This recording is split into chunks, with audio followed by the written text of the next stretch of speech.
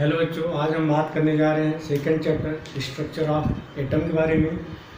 तो structure of atom की बात करेंगे। आप जब एनसीईआरटी ओपन करेंगे तो उसमें आपको मिलेगा discovery of electron, discovery of proton, isotope, isobar, Thompson model और रदरफोर्ड मॉडल। ये सारी चीज़ें बेटा आपके सिलेबस से डिलीट कर दिए गए हैं, आपको पता ही है, ठीक है। अब जो आपको जो पहला टॉपिक आपको जो दिया गया है बोर्ड्स मॉडल ऑफ एटम। तो बोर्ड्स मॉडल ऑफ एटम की बात करें तो उन्होंने क्या क्या चीज़ों ने इन्होंने एक्सप्लेन किया था और इनसे हमें क्या चीज़ें नया मिला। इसके रदरफोर्ड ने दिया था, रदरफोर्ड में कुछ कमी मिला, उसको उसका बोर्ड्स मॉडल ने इसको प्रूव किया था। तो हमें इसमें क्या क्या चीज़ें नया है, क्या क्या चीज़ें हैं, ये सारी चीज़ें आपको बेटा यहाँ से पढ़ना पड़ेगा। तो बोर्ड्स मॉडल ने क्या क्या चीज़ें बताई, एक एक पॉइंट बेटा हम एक्सप्लेन करते हैं और उसको समझते जाए। तो पहला पॉइंट उन्होंने बताया, एक एक पॉइंट समझा। उन्होंने बताया कि एक न्यूक्लियस होता है, न्यूक्लियस के चारों तरफ क्या होते हैं, ऑर्बिट होते हैं। एक एक पॉइंट को समझना। ये न्यूक्लियस है और न्यूक्लियस के चारों तरफ क्या होते हैं, ऑर्बिट होते हैं। ये न्यूक्लियस है बेटा आपका, क्लियर है। ये आपका न्यूक्लियस है, ये ऑर्बिट है। पहला ऑर्बिट को क्या है, के एल एम एन ओ। पहला सेल कहलाता है के, दूसरा सेल कहलाएगा एल, तीसरा सेल कहलाएगा एम, चौथा सेल कहलाएगा एन, पांचवा सेल कहलाएगा ओ। इसमें आपका कंटिन्यूस सेल बढ़ता चला जाता है। तो बेटा ये न्यूक्लियस होता है। न्यूक्लियस के चारों तरफ क्या होते हैं, ऑर्बिट होते हैं या क्या बोलते हैं, सेल बोलते हैं।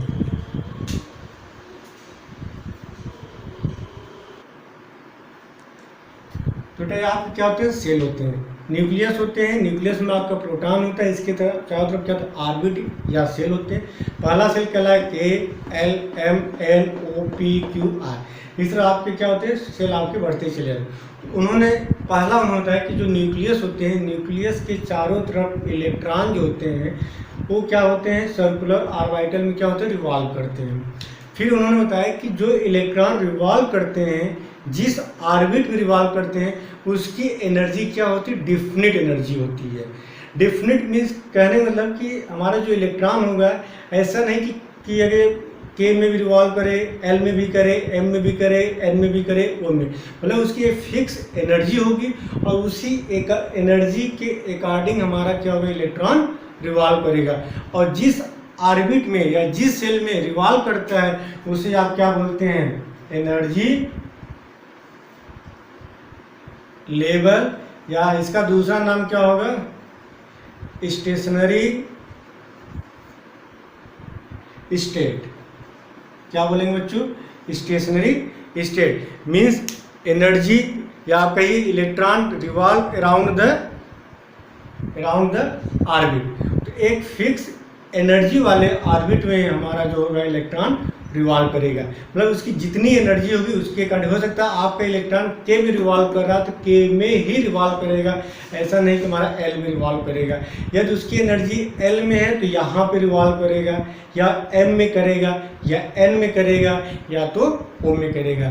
जितनी पॉइंट बेटा क्लियर हो गया होगा। तो पहला उन्होंने बताया कि जो इलेक्ट्रॉन जो होता है रिवॉल्व करता है around the nucleus in circular orbit, और जिस सर्कुलर ऑर्बिट रिवॉल्व करता है उसकी एनर्जी क्या होती है, फिक्स एनर्जी होती है, एक डिफिनिट एनर्जी होती है। उसे क्या बोलते हैं बेटा, एनर्जी लेवल बोलते हैं या स्टेशनरी स्टेट बोलते हैं। यहाँ तक क्लियर हो गया।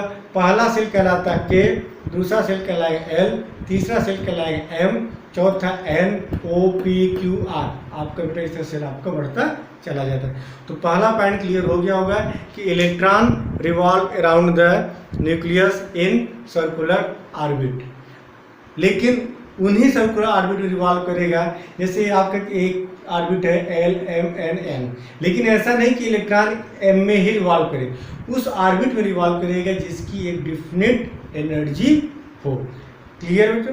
तो पहला पॉइंट नोट करिए, फिर हम सेकंड पॉइंट की बात करते हैं।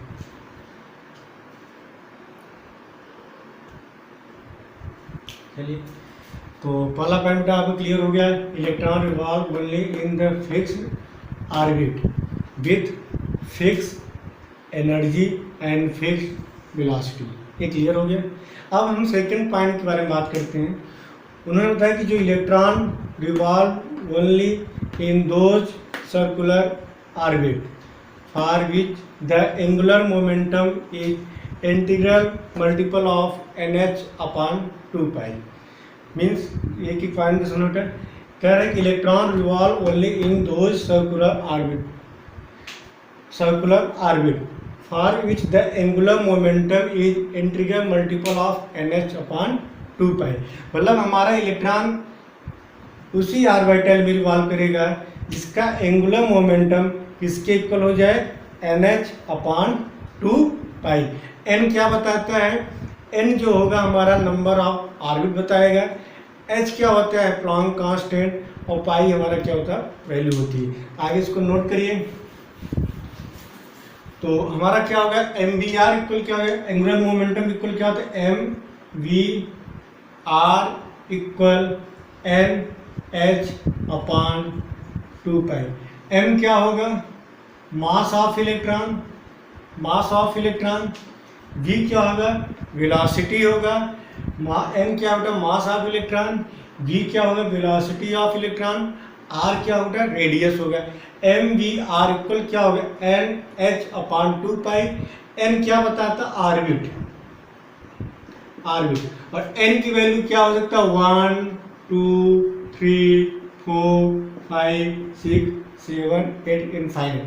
h क्या बताता है, प्लैंक कांस्टेंट, क्या बताता है, Planck constant, PLNCK, Planck constant. और इसकी जो वैल्यू होती है 6.6 इंटू 10⁻34 जूल सेकेंड। एक एक पॉइंट को समझना बच्चों, जूल सेकेंड।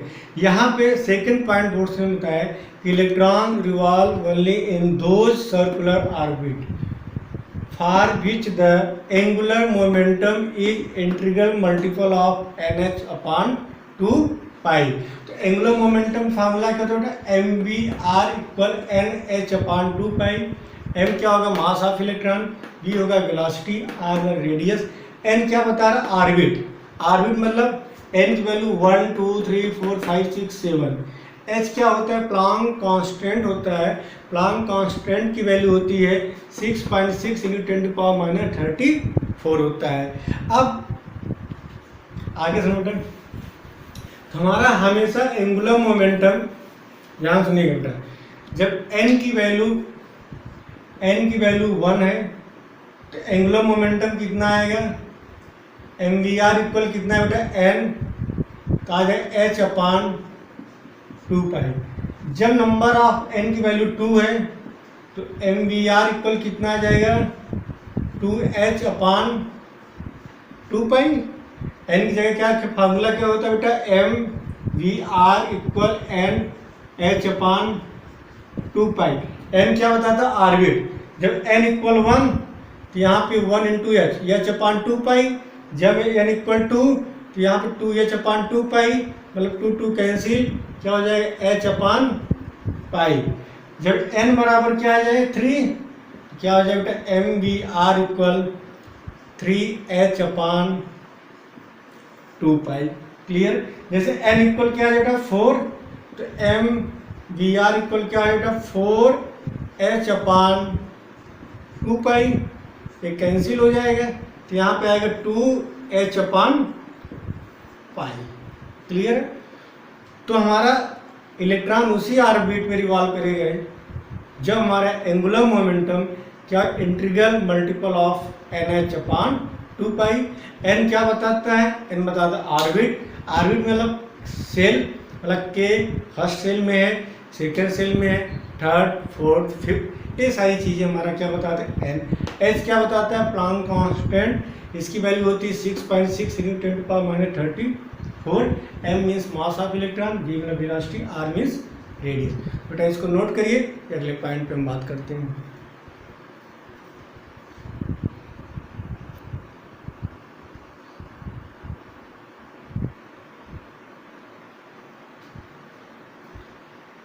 चलिए थर्ड पॉइंट की बात करें बेटा, यहाँ लिखा so long a electron moves in a given energy shell और orbit. It neither absorb not emit any energy. इनका जो थर्ड पॉइंट है इन्होंने बताया है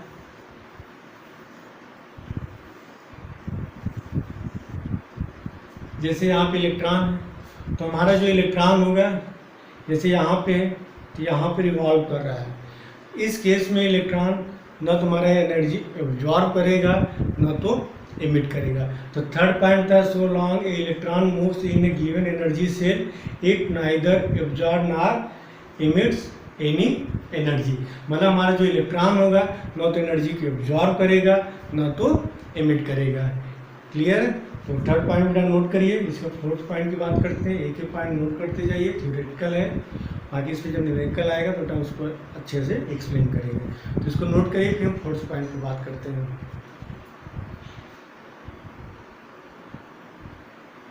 चलो अब बेटा फोर्थ पॉइंट को समझना। फोर्थ पॉइंट की बात करें, जैसे आपका न्यूक्लियस है, ये पहला सेल, ये दूसरा सेल, ये तीसरा सेल, ये चौथा सेल, ये सेल दिए गए हैं। अब थोड़ा इसको डायग्रामेटिक समझने की कोशिश करना।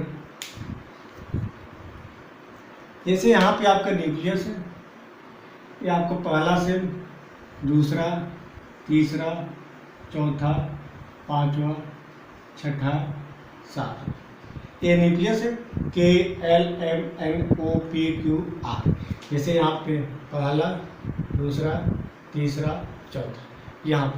अब पहला सेल क्या है कि इसकी एनर्जी E1 है, ये है आपका E2, E3, E4, E5, E6, E7। जिस ऑर्बिट या जिस सेल में इलेक्ट्रॉन प्रेजेंट होता है उसे क्या बोलते हैं? Ground state. Ground state. आपसे कहा गया, उन्होंने कहा कि यदि इलेक्ट्रॉन हमारा E1 में है, यहाँ पे इलेक्ट्रॉन है, समझ, एक कहलाता है ग्राउंड स्टेट।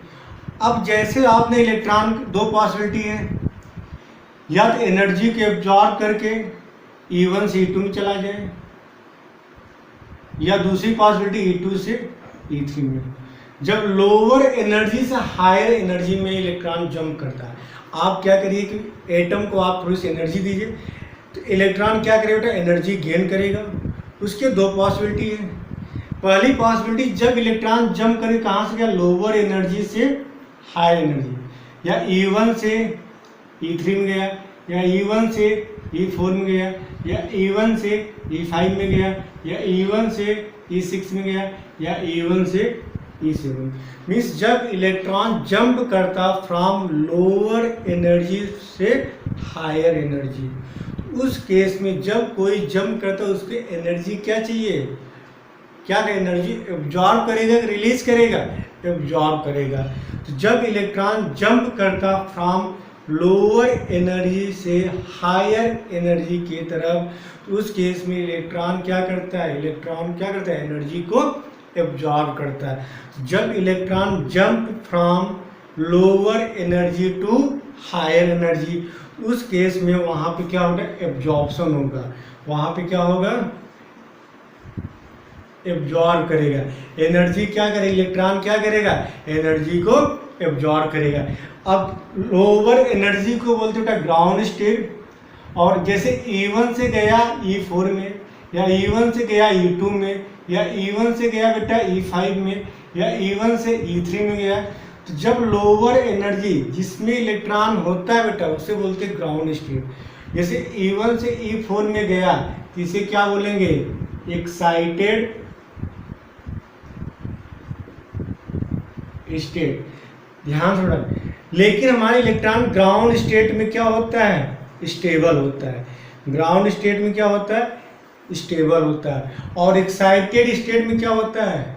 अनस्टेबल होता है। एक एक पॉइंट बच्चों समझिएगा। इलेक्ट्रॉन जो होता है ग्राउंड स्टेट में हमारा स्टेबल होता है, एक्साइटेड स्टेट में क्या होता है? अनस्टेबल। तो हमारा इलेक्ट्रॉन या कोई भी एटम मॉलिक्यूल क्या होना चाहता है? स्टेबल होना चाहता है। कोई भी मॉलिक्यूल एटम हमारा अनस्टेबल नहीं होना चाहेगा। तो इलेक्ट्रॉन ग्राउंड, अगर यहाँ E1 में ग्राउंड, इलेक्ट्रॉन को एब्जॉर्ब किया, किसमें गया, हायर एनर्जी में, उसे बोला गया एक्साइटेड स्टेट। तो हमारा इलेक्ट्रॉन कितने समय के लिए जाता है, 10⁻⁻8 सेकेंड में। जैसे इलेक्ट्रॉन गया वो तुरंत क्या है बेटा, वापिस ग्राउंड स्टेट में आ जाएगा। तो जब इलेक्ट्रॉन लोअर एनर्जी से हाई एनर्जी की तरफ जाता है तो उस केस में एनर्जी क्या होता है, एब्जॉर्ब होता है। लेकिन जब हायर एनर्जी से लोअर एनर्जी की तरफ आते हैं तो वहाँ पे एनर्जी क्या होता है, इमिट होता है। क्लियर बेटा, यहाँ तक क्लियर। तो उनका जो फोर्थ पॉइंट ये था, जब इलेक्ट्रॉन